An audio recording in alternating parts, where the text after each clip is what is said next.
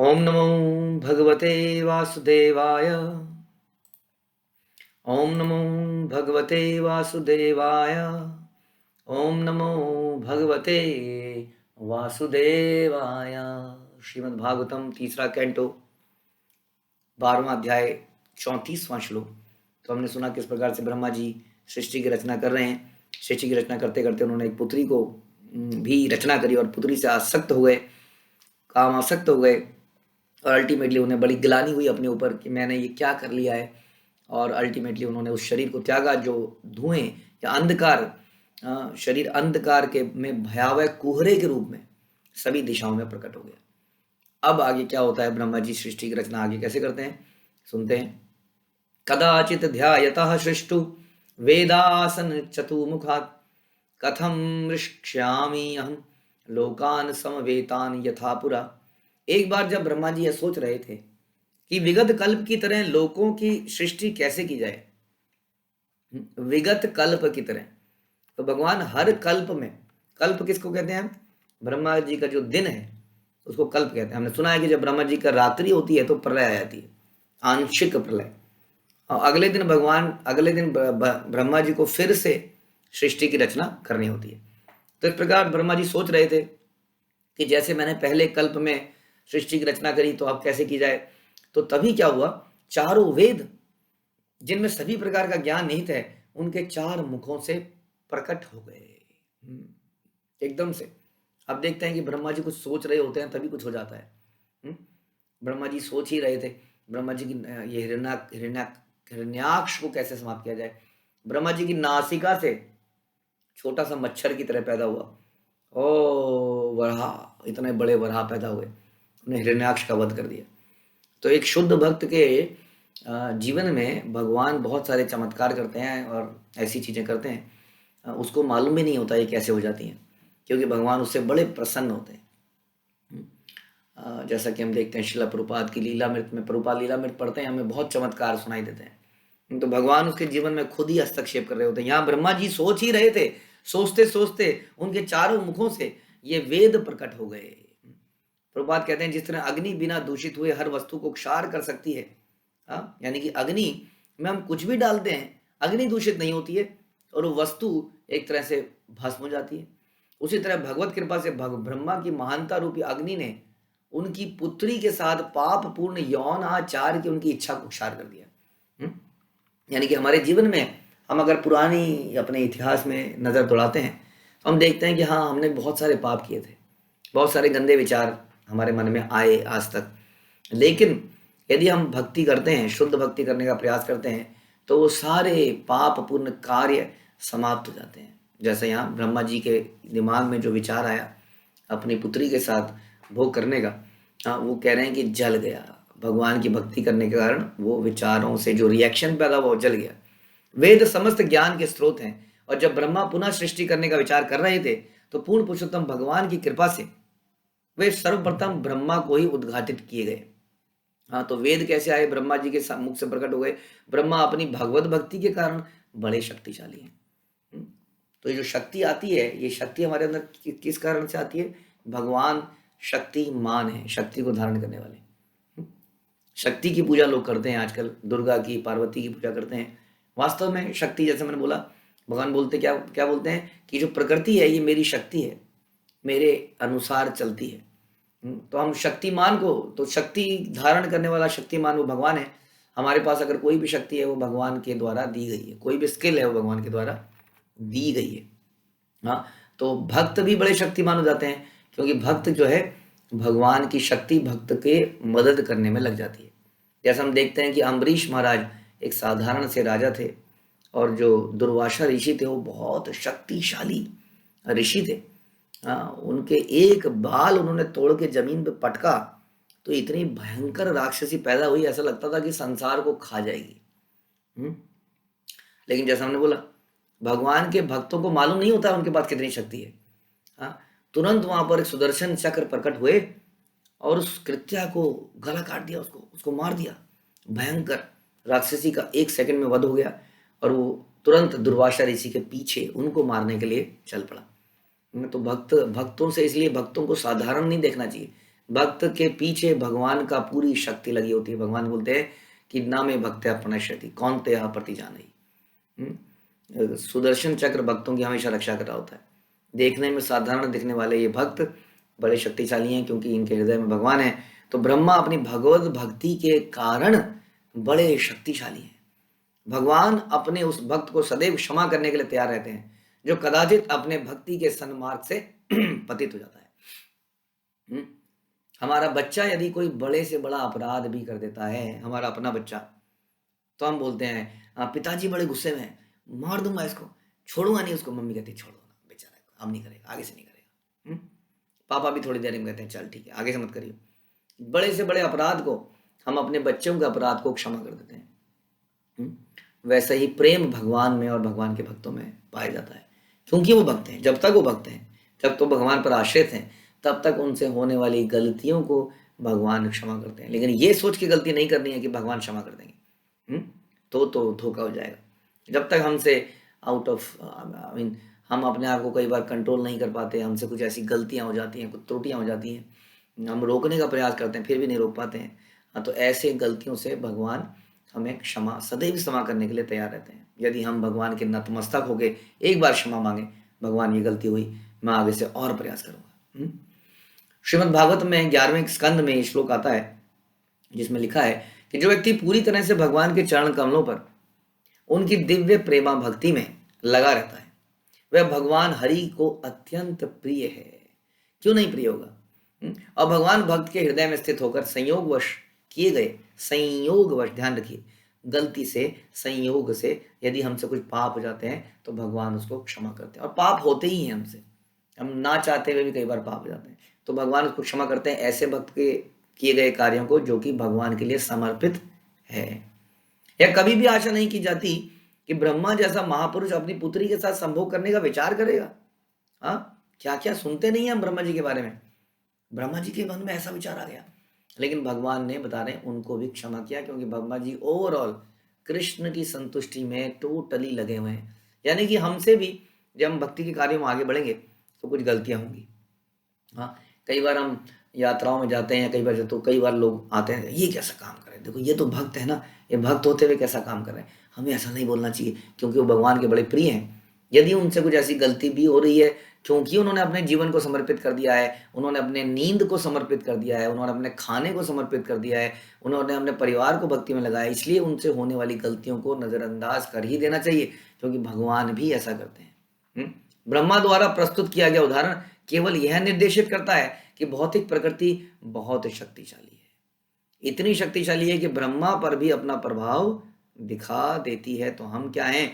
ब्रह्मा जी अत्यल्प दंड के साथ भगवत कृपा से बचा लिए गए, किंतु भगवत कृपा से महान ब्रह्मा के रूप में उनकी प्रतिष्ठा समाप्त नहीं हुई। आज भी हम कहते हैं कि हम ब्रह्म गौड़ीय संप्रदाय के हैं, हम ब्रह्मा जी के संप्रदाय में हैं। आप कहोगे कैसे ब्रह्मा जी के संप्रदाय में आप? जिसके मन में ये विचार आ गया था, ये सोचना भी, ये बोलना भी पाप कर्म है। जैसे कि कोई बोले जी शिव जी, अच्छा वही शिव जी जो मोहिनी रूप के पीछे फंस गए थे, वही शिव जी? नहीं, ये भी पाप हो जाएगा क्योंकि वो एक महान वैष्णव है, वैष्णव नाम यथा शंभो। तो ऐसी गलती इन महान लोगों से हो जाती है और हमने, हमारे बार व्हाट अबाउट अस, हमने न जाने पिछले कितने जन्मों में कैसे कैसे कुकर्म किए होंगे। इस जन्म में जो हम किए वो तो हमें याद ही होंगे, इससे पिछले जन्म में जो हमने किए होंगे, व्हाट अबाउट दैट। तो प्रॉब्लम यही है, हम अपने आप को बिल्कुल पाक पवित्र समझते हैं। तो समझना ये चाहिए जो भगवान के भक्ति में लगा है, शरणागति है, उसको क्षमा करने का भाव हमारे हृदय में हमेशा रहना चाहिए क्योंकि भगवान भी उसको हमेशा क्षमा करने के लिए तत्पर रहते हैं।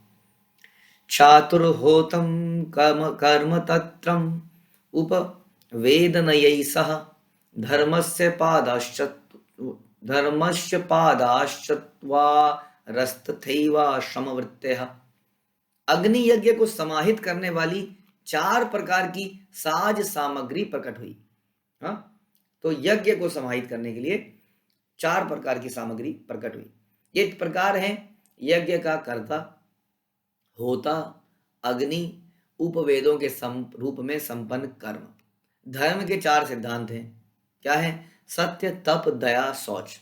एवं 4 आश्रम के कर्तव्य प्रकट हुए। तो अब ये सारी चीजें यानी कि स्ट्रक्चर इस कल्प में ब्रह्मा जी के एक नए दिन में ब्रह्मा जी फिर से ये स्ट्रक्चर बना रहे हैं, जिसके अंदर फिर सारी आत्माएं डाली जाएंगी। तो चारों आश्रम बने यानी कि ब्राह्मण क्षत्रिय शूद्र वैश्य वर्ण आश्रम, वर्ण और आश्रम बने। 4 सिद्धांत बने, सत्य, दप, दया, तप और शौच। और इस प्रकार से ये चीजें ब्रह्मा जी ने बनाना शुरू किया। प्रभुपाद कह रहे हैं कि खाना, सोना, रक्षा करना और संभोग करना, ये 4 चीजें मनुष्यों में और पशुओं में पाई जाती है। मानव समाज को पशुओं से अलग करने के लिए वर्ण और आश्रम बनते हैं। जानवरों में ये वर्ण आश्रम नहीं है। हाँ, यानी कि हमारे स्वभाव के अनुसार हमारे वृत्तियां, हमारे स्वभाव जो है, हमारी बुद्धि का लेवल, उसके अनुसार ये 4 वर्ण और आश्रम बनाए जाते हैं, जिसमें ब्राह्मण है, कोई क्षत्रिय है, सबके अलग अलग कार्य हैं, कर्तव्य हैं, लेकिन सबका पर्पज एक ही है, श्री भगवान को प्रसन्न करना अपने अपने कार्यों से, अपने अपने कर्तव्यों के अनुसार। पर्पज ये होना चाहिए। आजकल लोग ये भूल गए हैं, कहते हैं कि परिवार को चलाना भी तो मेरा ही कर्तव्य है। परिवार को चलाना आपका कर्तव्य है यदि परिवार को कृष्ण की प्रसन्नता के लिए चलाया जाए तो ये वर्णाश्रम धर्म का बिल्कुल सही कह रहे हैं आप। परिवार को चलाना, धन कमाना, ये हम सब का कर्तव्य है यदि ये कृष्ण की प्रसन्नता के लिए किया जाए। वो कैसे पता चलेगा? जब हमारे सारे कार्यों के सेंटर भगवान श्री कृष्ण है, तो हम कह सकते हैं कि हम अपने अपने वर्ण और आश्रम में रहते हुए भी भगवान की भक्ति कर सकते हैं। तो यही एक चीज है जो जानवर को और हमको अलग करता है। यदि कृष्ण की प्रसन्नता के लिए हमने नहीं किया तो जानवर में और हमें कोई अंतर नहीं। जानवर भी कमाई करता है, ऐसे तो आपको जानवर भी नौकरी करने जाता है, वो भी शिकार लेने जाता है, वापस आती है चिड़िया अपने बच्चों के मुंह में दाना डालती है। आप किचन में रोटी बनाती हैं, वो अपने बच्चों के मुंह में दाना डालती है। आपके बच्चे कहते हैं मम्मी आज ये क्यों बनाया, ऐसा क्यों बनाया, लेट क्यों हो गया। उधर से वो चिड़िया के छोटे छोटे बच्चे आपने देखे होंगे, चोंच खोल के ची ची ची ची ची चोट के ऐसे सारे चिल्ला रहे हैं और वो मुंह में दाना डाल रही है। व्हाट इज द डिफरेंस एक माँ के अंदर, मनुष्यों में, और एक पक्षी के अंदर? इसलिए बता रहे हैं कि ये 4 चीजों बराबर है। इन्हीं 4 चीजों को हम सोचते हैं कि हमारा कर्तव्य है। कहते हैं कि अक्सर लोग कहते हैं क्या भक्ति भक्ति, क्या माला वाला, ये भी तो हमारा कर्तव्य है। ये कर्तव्य तब आपको अलग करेगा जानवरों से जब ये भगवान की प्रसन्नता के लिए किया जाएगा। तब जब कृष्ण हमारे सेंटर में होंगे, चाहे फिर हम क्षत्रिय हों, चाहे हम ब्राह्मण हों, चाहे हम सन्यासी हों, चाहे हम गृहस्थ हों। उनका स्पष्ट उल्लेख वैदिक ग्रंथों में पाया जाता है। जब चारों वेद ब्रह्मा के मुख से उत्पन्न हो गए तो ब्रह्मा द्वारा इनका प्राकट्य किया गया। इस तरह वर्णाश्रम के रूप में मानव कर्तव्य की स्थापना की गई। तो ये सारे वेद आए, ब्रह्मा जी के मुख से निकले, और इनमें अलग अलग बातें आई जिसको ब्रह्मा जी ने विस्तारित किया, प्रैक्टिकली इंप्लीमेंट किया संसार के अंदर। तो वेद केवल पूजने के लिए नहीं है, वेद पुराण केवल लाल कपड़ा लगाने के लिए नहीं है। वेद पुराण इंप्लीमेंटेशन के लिए है। It's a manual, it's a guide, it's a constitution. जैसे कि भारत का संविधान केवल 26 जनवरी को पूजने के लिए नहीं है। भारत का संविधान उसको लागू करने के लिए है। उस संविधान का क्या फायदा जो लागू ना किया जाए। उसी तरह से वेद पुराण एक संविधान है जो बताते हैं कि मानव समाज को कैसे रहना चाहिए। तो ब्रह्मा जी ने उन चारों वेदों को जो निकला था उसके अनुसार सारे संसार की रचना करी। अब हम तुले हुए हैं इस बात को कि नहीं, हम नहीं मानते, सब बराबर है, कुछ नहीं है, ये भी कुछ नहीं है, वो भी कुछ नहीं है। बराबरी करके हम लोग एंजॉय करना चाहते हैं। हम बराबरी हम क्यों नहीं मानना चाहते किसी नियम को? क्योंकि हम नियमों से बंधना नहीं चाहते हैं, हम एंजॉय करना चाहते हैं, और नियम एंजॉयमेंट में बाधा है ना। इसलिए हम कहते हैं कोई नियम ही नहीं है। बड़ा आसान है कहना। यहाँ बता रहे हैं कि कैसे ब्रह्मा जी के मुख से ये वेद प्रकट हुए, और उन वेदों से कैसे ब्रह्मा जी ने अलग अलग आश्रम, वर्ण और सिद्धांत, धर्म के 4 पिलर बनाए। तो धर्म के 4 पिलर हैं, इसके बारे में अक्सर हम चर्चा करते हैं, सत्य, तप, दया और शौच। यदि किसी समाज में सत्यता नहीं है, तपस्या करने की प्रवृत्ति नहीं है, दया करने की प्रवृत्ति नहीं है, शौच यानी कि सूची के नियमों का पालन नहीं किया जाता, तो वहां पर धर्म की समाप्ति मानी जाती है। सबसे बड़ा सत्य क्या है? सबसे बड़ा सत्य है कि हम आत्मा है, भगवान के अंश हैं, भगवान के नित्य दास हैं। जहां पर ये सत्य नहीं है वहां सब झूठ है। तब क्या है? जब हम अपनी इच्छा से भगवान की प्रसन्नता के लिए, दोनों चीजें जरूरी हैं, हमारी इच्छा के अनुसार, जबरदस्ती नहीं, और भगवान की प्रसन्नता के लिए जो कार्य किया जाता है, जिसमें हम अपने निजी स्वार्थों की बलि चढ़ा देते हैं, उसको तप कहते हैं। तो ये तपस्या की भावना मनुष्यों में होनी चाहिए। जानवर ऐसा नहीं कर सकते हैं। दया, हमें हर जीव पे दया दिखानी चाहिए कि हर जीव क्यों संसार में दुखी है, क्योंकि भगवान से अलग हो चुका है। यदि किसी भटके हुए बिछड़े हुए पुत्र को उसके माता पिता से मिला दिया जाए, सबसे बड़ा कल्याणकारी कार्य वही होगा, क्योंकि हम उसकी उतनी केयर नहीं कर पाएंगे जितनी उसकी माँ या पिताजी कर सकते हैं। हम उनको उतना लव एंड अफेक्शन नहीं दे सकते किसी भी व्यक्ति को जितना माता पिता दे सकते हैं। उसी तरह से हम भी अपने माता पिता से बिछड़े हुए हैं कृष्ण से। तो जो इन कृष्ण से लोगों को मिलाता है वही सबसे दयालु है। और शौच के बहुत सारे नियम हैं, शुचि इसको हम कहते हैं, नहाने के, धोने के, कपड़े पहनने के बहुत सारे नियम हैं जो आज के डेट में टूट गए हैं। आज के डेट में जीन्स आ गई है, फ्लेक्सिबल जीन्स, जिसको पिताजी भी पहन ले, बेटा भी पहन ले, आजकल ऐसी है फ्लेक्सिबल, और उसको धोने की ज़रूरत नहीं होती है। कलर ऐसा है कि उसको 1 महीने भी पहनते रहोगे तो कोई दिक्कत नहीं है। टॉयलेट में जाओ, कहीं जाओ, बसों में जाओ, 1 महीने बाद उसको डाल दो धोने के लिए। तो ये जो है बहुत सारे नियम हैं शुचि, शौच के। तो सत्य, तप, दया और शौच, ये 4 जो हैं धर्म के सिद्धांत हैं। ये सारे ब्रह्मा जी ने उन वेदों के अनुसार प्रकट किए। तो हम ये समझ रहे थे कि वेदों में डेफिनेट नियम लिखे गए हैं जिनको पालन करने की आवश्यकता है। गीता को लाल कपड़े में अगरबत्ती लगाने के लिए नहीं है, वो पढ़ने के लिए, समझने के लिए, जीवन में डालने के लिए है। हरे कृष्ण। श्रील प्रभुपाद की जय। ग्रंथराज श्रीमद् भागवतम की जय।